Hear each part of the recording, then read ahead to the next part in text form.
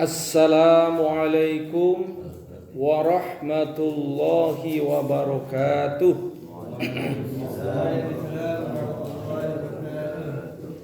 Innal hamdalillah nahmaduhu wa nasta'inuhu wa nastaghfiruh wa nu'minu bihi wa natawakkalu alaihi wa na'udzu billahi min syururi anfusina wa min sayyiati a'malina.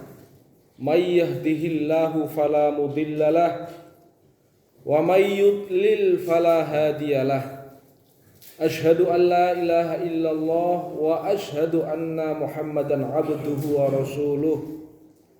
Sallallahu alaihi wa ala alihi wa ashabihi wa baraka wa sallama tasliman katsiran katsira. Faqad qala Allah Ta'ala fi kitabihil karim, a'udzu billahi minasy syaithanir rajim.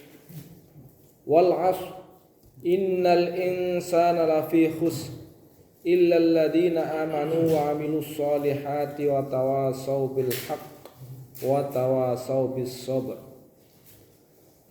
Wa qala an-nabiyyu sallallahu alaihi wasallam,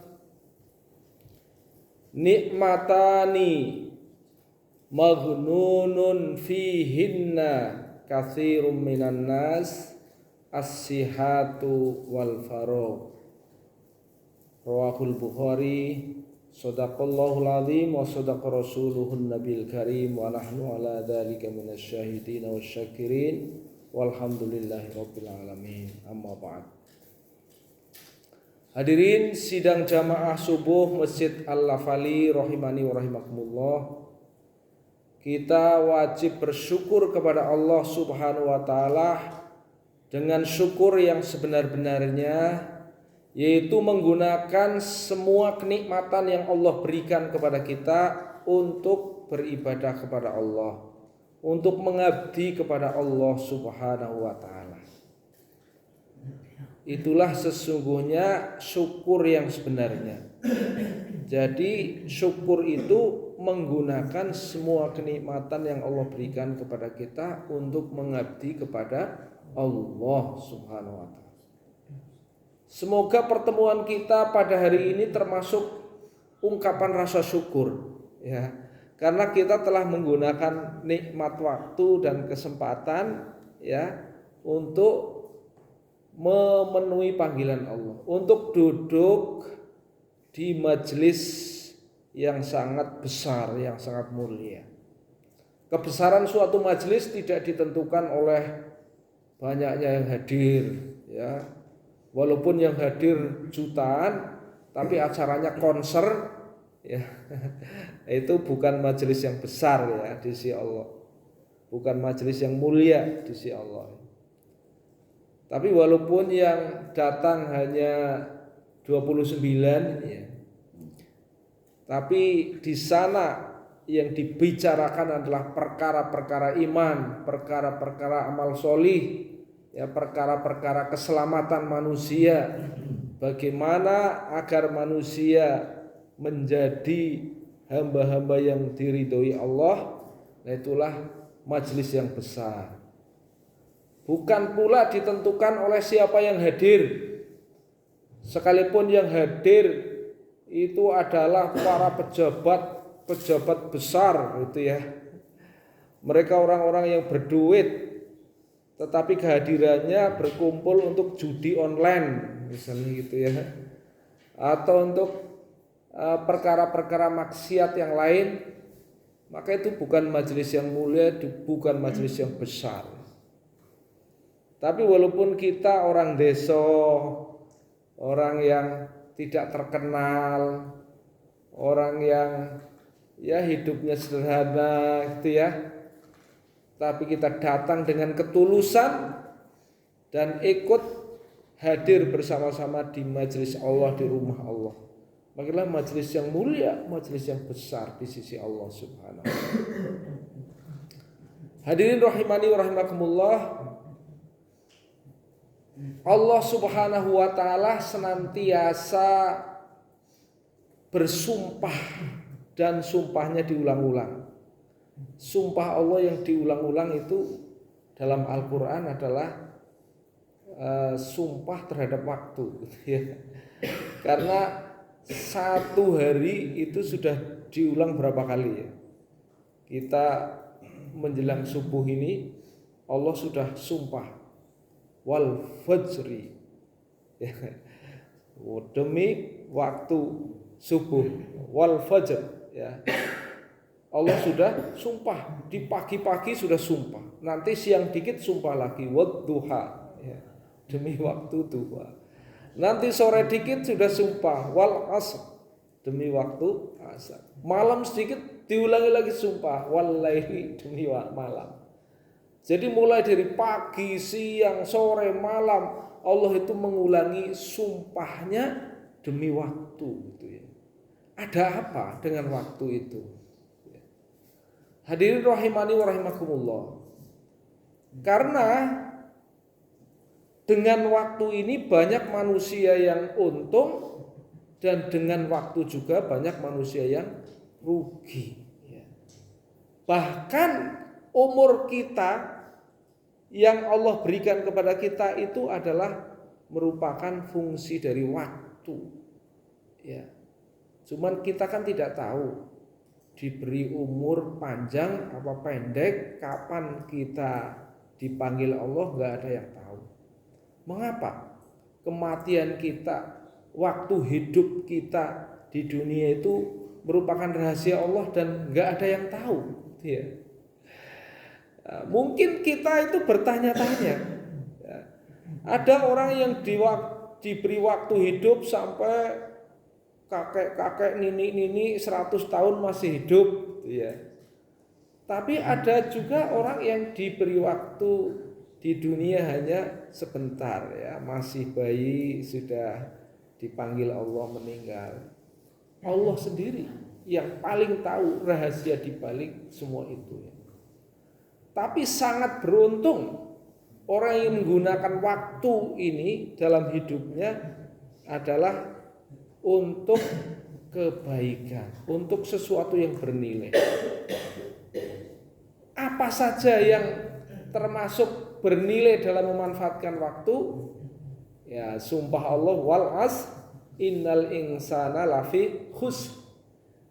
Demi waktu sesungguhnya manusia dalam keadaan rugi. Kenapa Allah Subhanahu wa taala menekankan kerugian ini di awal? Ini sebagai peringatan besar bagi manusia. Awas lu, ya, kerugian akan menjemput Anda dengan waktu. Maksudnya apa? Ini peringatan besar. Kalau kita tidak bisa menjaga waktu, kalau kita tidak bisa memanajemen waktu, ada bahaya yang sangat besar. Nah, kapan tidak bahaya? Kapan supaya kita selamat memanfaatkan waktu? Nah, ini Allah memberitahu kepada kita perkara yang sangat penting kita camkan. Siapa orang yang tidak merugi? Illalladzina amanu wa amilus solihati. Pertama, orang yang mendasarkan semua aktivitasnya dengan perkara iman. Karena apa, hadirin rahimani wa rahimakumullah? Nilai manusia di sisi Allah pertama ditentukan dengan imannya. Tanpa iman, segala kebaikan yang dilakukan sia-sia. Ya. Pak, saya akan sedekah sebanyak gunung untuk masyarakat miskin yang membutuhkan, ya. Tapi dia tidak beriman kepada Allah. Ya, kira-kira diterima enggak amalnya? Ya, pasti tertolak, pasti tertolak, pasti tertolak. Orang yang tidak ada iman dalam hatinya, sebesar apapun kebaikan yang dilakukan, itu tidak ada nilainya di sisi Allah. Tidak ada nilainya di sisi Allah. Kalau di sisi manusia, orang jadi gembira, ya silahkan, ada nilainya di sisi manusia. tapi di sisi Allah tidak ada nilainya. Karena nilai amal seseorang itu yang pertama-tama dilihat imannya. Kan gitu ya. Tanpa iman maka sebesar apapun amal manusia pasti ditolak oleh Allah Subhanahu wa taala. Nah, ini yang pertama-tama kita harus paham, harus tahu, dan pertama-tama kita harus mempelajari, meletakkan dasar iman dalam diri. Kalau gitu iman apa sih yang dimaksud itu? Ya. Jadi kita dalam diri kita ya itu letakkan dasar iman. Apa itu maksudnya? Letakkan dasar iman. Yaitu la ilaha illallah. Itu kalimat iman. Maksudnya apa? Kita yakinkan dalam hati kita bahwa segala sesuatu yang terjadi di alam ini ada yang mengatur, yaitu Allah Subhanahu wa taala. Kita beribadah, berbuat baik, menjalankan kebaikan itu harus kita tujukan kepada Allah Subhanahu wa taala. Ya. Apakah Allah Subhanahu wa taala suka saya berbuat begini gitu ya. Tidak ada yang berhak disembah kecuali Allah. Tanamkan ya. Tanamkan dalam diri kita keyakinan kepada Allah. Kalau kita berbuat ya, wah karena saya orang kaya maka saya akan sedekahkan ya kekayaanku, tapi dia tidak ingat kepada Allah, tidak karena Allah, tidak mencari ridho Allah, tapi mencari yang lain, ya berbuat yang tidak karena mencari keridhoan Allah, itu akan tertolak. Itu ya, itu yang paling penting pertama. Yang kedua, wa amilus solihat, yaitu beramal solih. Ini kriteria pertama iman, yang kedua kriteria amal solih. Apa itu amal solih? Nah ini ya, perlu kita tahu. Amal solih itu adalah semua amal perbuatan yang pertama ya memiliki unsur kebaikan, memiliki unsur contoh dan keteladanan, memiliki unsur manfaat. Jadi kalau suatu amal solih itu ada keteladanan dari Nabi, ada contoh dari Nabi, pasti itu amal solih. Gitu ya. Dan pasti ada manfaat di balik keteladanan dan sunnah Nabi. Setiap sunnah perbuatan yang diteladankan oleh Nabi kepada kita pasti akan berdampak kepada kebaikan dan kejayaan hidup. Kita tanamkan bahwa kehidupan yang mengikuti Nabi adalah kehidupan yang hak, yang benar, yang dibimbing diridhoi oleh Allah. Jadi kalau kita ingin dapat kecintaan dan ridho Allah, maka fattabi'uni yuhibbukumullah. Ya, kita harus ikuti Nabi, maka pasti Allah akan mencintai kita. Itu amal solih. Nah, amal solih yang kedua yaitu semua perbuatan baik yang kita lakukan dengan tidak bertentangan dengan ajaran Allah dan Rasul-Nya ya, dan memberikan manfaat bagi manusia serta diniati karena Allah. Syaratnya, kalau begitu bikin listrik, apa Nabi pernah bikin listrik? Tidak. Ya, kita bikin lampu, bikin listrik, ya. Ya, dulu nggak ada ya listrik, ini bikin listrik gimana? Nah, itu bermanfaat bagi manusia dan jangan lupa ya tidak bertentangan dengan ajaran Allah dan Rasul-Nya dan diniati karena Allah, ya. Kalau bikin listrik itu diniati karena Allah, maka amal soleh yang luar biasa, kan gitu ya. Hadirin rahimani wa rahimakumullah, ini kriteria amal soleh, ya. Kemudian berikutnya apa? Watawasau bil hak, yaitu saling berwasiat kepada perkara yang hak. Perkara yang hak itu apa? Al-haq itu adalah milik Allah. Al-Quran termasuk yang memiliki sifat al-haq. Karena setiap untaian kalimatnya ya itu adalah kebenaran. Ada enggak Al-Quran yang salah? Tidak. Setiap untaian kalimatnya adalah kebenaran. Kemudian Rasulullah Shallallahu Alaihi Wasallam diutus oleh Allah untuk menjadi teladan. Dia adalah Quran hidup, ya, living Quran, ya. Maka al-haq yang datang dari Rasulullah itu hakikatnya datang dari Allah. Karena apa? Wa ma yantiqu 'anil hawa in huwa illa wahyu yuha, ya. Maka Nabi mendapat bimbingan Allah, wahyu dari Allah.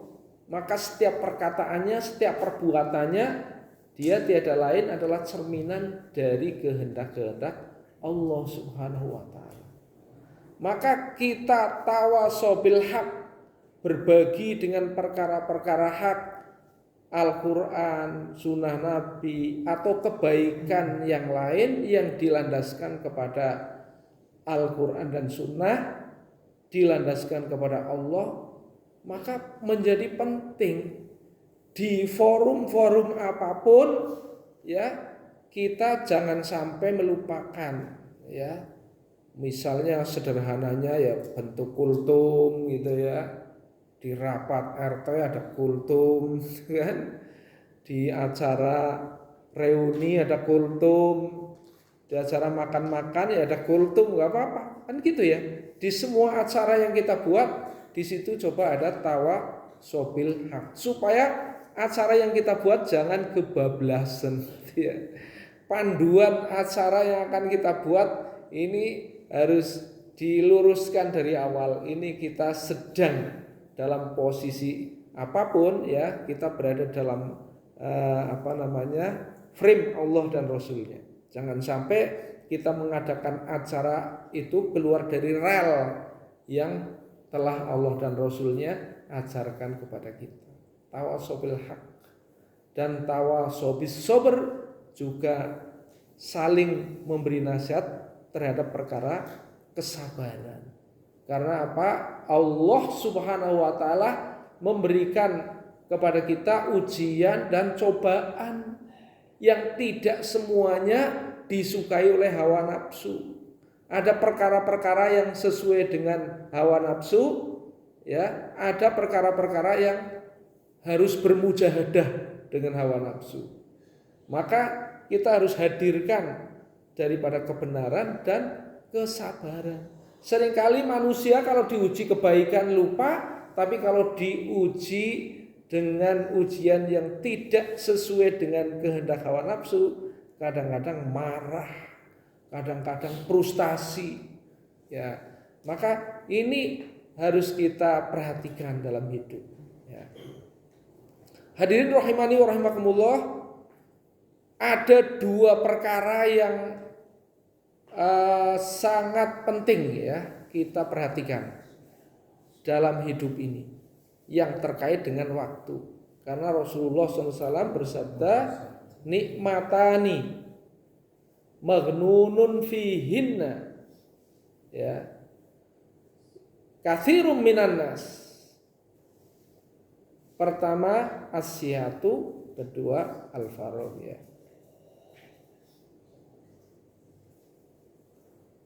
Dua nikmat yang kebanyakan manusia tertipu. Ya. Kebanyakan manusia tertipu, satu sehat, dua waktu luang. Nah, ini harus hafal ini anak-anak santri ya. Dua nikmat yang kebanyakan manusia tertipu. Apa saja? Pertama nikmat sehat, yang kedua nikmat waktu luang. Ya. Nikmat sehat itu menjadi kenikmatan yang sangat penting dan menentukan. Mengapa? Kita di saat sehat dapat melakukan apa saja. Dan apabila kita terlena dengan kesehatan, kita tidak bisa memilih kegiatan apa yang bermanfaat dan tidak bermanfaat. Maka kesehatan itu akan menjadi ujian bagi manusia. Apakah di saat sehat dapat memanfaatkan kesehatan itu untuk kebaikan, atau hilang begitu saja dengan hura-hura? Itu pertama yang perlu kita perhatikan ya. Yang kedua, terkadang kita itu lupa dengan kesehatan dan ingat di saat sakit. Coba kalian pernah nggak di setiap harinya itu menikmati pandangan mata ya. Waduh, Masya Allah, dengan karunia mata ini saya bisa menikmati indahnya gunung. Indahnya Gunung Pratin, indahnya Gunung Selamet gitu ya. Bisa menikmati, kemudian menemukan keagungan dan kebesaran Allah di sana apa enggak? Ya, Masya Allah. Rabbana ma khalaqta hadza batila subhanaka faqina adzabannar. Kan gitu. Bisa enggak kita pada saat Allah Subhanahu wa taala memberikan kelezatan di saat makan ya. Karena itu hanya diperoleh ketika sehat kan? Lalu kita ingat kepada Allah, ya Allah, Masya Allah, Engkau berikan karunia kepada kami lidah untuk merasakan nikmatnya gurami. Gurami bakar lagi ya. Kemudian, Rabbana ma khalaqta hadza batila subhanaka faqina adzabannar. Coba sekarang sebaliknya, di saat Anda diberikan ujian, ya. Kelilipan sedikit ini hanya kelilipan wedi sedikit itu pasir ya saat futsalan kena debu kena pasir ya di mata. Wah, kira-kira Anda berpikir seperti apa kira-kira? Coba kita bayangkan diri kita berpikir apa? Masya Allah, ternyata sakit itu begini rupa ya. Kita sadar selama ini saya lebih banyak tidak kelilipannya dibanding kelilipan ya. Tapi Masya Allah, apakah Anda sadar di situ tentang pentingnya sehat? Ya Allah, selama ini saya diberi sehat mata kok nggak pernah bersyukur. Padahal orang itu kalau diberi sakit. Jadi kadang-kadang orang sadar pentingnya sehat di saat dia sakit. Makanya diberi sakit kita jangan istilahnya kalau orang Jawa apa ya ngalual lagi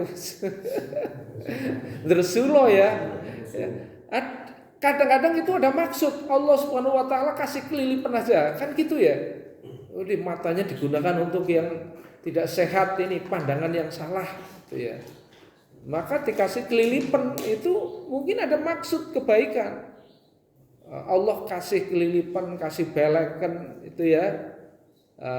Itu ada maksud itu supaya kita ingat kepada Allah, kembali kepada jalan kebenaran. Ya, ini kesehatan. Yang kedua, waktu luang, al-faragh. Kadang-kadang orang memanfaatkan waktu luang itu untuk perkara-perkara yang baik, kadang-kadang juga orang memanfaatkan waktu luang untuk perkara-perkara yang maksiat, ya. Orang yang hatinya baik, zuyyina, ya, dihiasi kepada mereka hati mereka bil iman, ya, dengan iman, maka pasti pikirannya baik. Wah, saya akan mengadakan acara liburan besok, pelatihan dai, misalnya gitu ya. Saya akan membuat ada acara-acara yang bermanfaat, ya. Maka orang itu akan diberi kemudahan Allah untuk kebaikan, ya. Jadi kebaikan itu tidak bimsalabim. Kebaikan yang ada dalam diri seorang adalah cerminan dari hatinya dan pikirannya. Setelah ada dalam hati dan pikirannya, Allah memberikan jalan yang mudah baginya untuk mencapai. Tetapi orang yang hatinya tidak dihiasi dengan iman, ya, mereka dihiasi dengan keburukan. Karena apa? Karena hatinya tidak ada iman, ya, kosong dari iman. Maka pikirannya memancar suatu keburukan. Ya.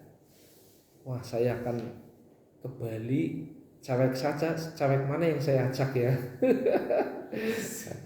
Ya, waduh, kalau sudah punya harta yang banyak, ya, orang yang hatinya tidak dihiasi dengan iman, maka akan mencari acara-acara maksiat. Karena wah, mumpung saya masih muda, kan mumpung saya masih muda, mumpung saya masih kaya, mumpung saya masih gagah, saya ngajak cewek yang manapun siap, kan gitu ya.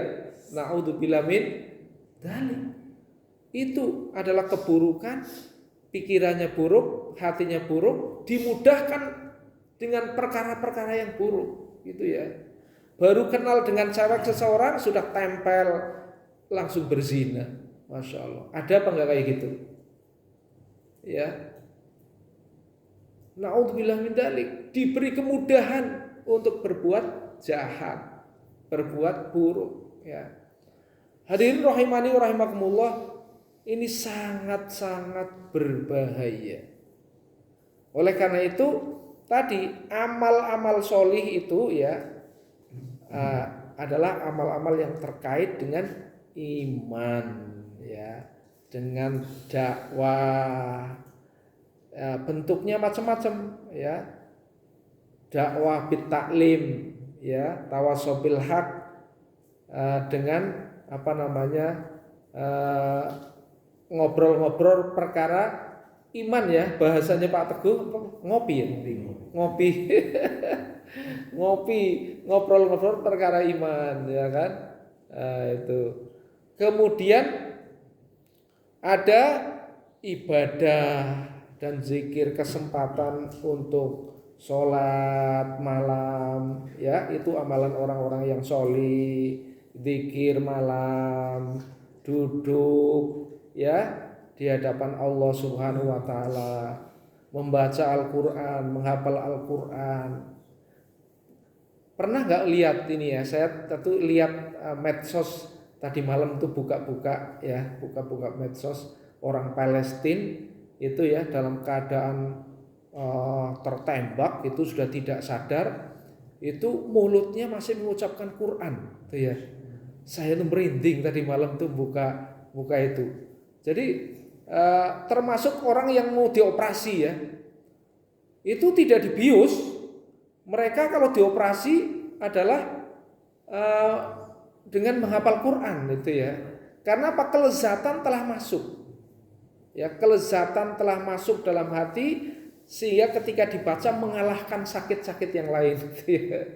Luar biasa kalau bisa begitu, ya, memasukkan kelezatan, kesejukan dalam bacaan Al-Quran, ya. Kemudian yang terakhir adalah khidmat, ya. Ya, Allah berbicara kepada dunia, ya dunia, ahdim man khodamani, wahai dunia, maka berkhidmatlah kepada orang yang berkhidmat kepadaku. Itu ya. Jadi khidmat itu adalah melayani. Kita sebagai seorang manusia butuh tidur apa enggak? Tidur untuk menunaikan hak khidmat. Kita butuh makan apa enggak? Sebagai manusia kita butuh makan. Maka makan salah satu cara melayani tubuh kita supaya sehat. Maka memberi makan juga bentuk khidmat, karena memenuhi sebagian daripada hak orang lain, ya. Satu hari ini Pak Teguh ngajak makan-makan kepaguyuban. Ini salah satu bentuk khidmat, ya. Khidmat itu melayani salah satu kebutuhan hidup manusia, ya. Kebutuhan makan, ya, kebutuhan yang lain yang menyebabkan orang menjadi semangat dalam beribadah, itu khidmat. Nah, dalam perkara khidmat, pelayanan, ya, itu menjadi perkara yang penting, karena pelayanan atau khidmat itu adalah salah satu amalan para pemimpin besar. Itu makanya orang yang sukses dalam memimpin sesuatu pasti dia punya sifat pelayanan, melayani. Pemimpin itu adalah pelayan. Pemimpin itu bukan otoritarian, orang yang mudah memerintah, tapi pemimpin adalah orang yang melayani. Ini mendekati sifat Nabi. Beliau adalah orang yang paling hebat akhlaknya. Karena apa? Selalu melayani umat. Bahkan dalam keadaan apapun, bahkan Rasulullah itu ya satu hari punya sorban ya yang sangat dicintai. Tapi ada orang yang tiba-tiba minta dikasihkan. Luar biasa. Ini Allah Subhanahu wa taala berikan hanya kepada orang-orang tertentu yang luar biasa. Hadirin rahimani rahimakumullah. Inilah amal-amal sholih, ya.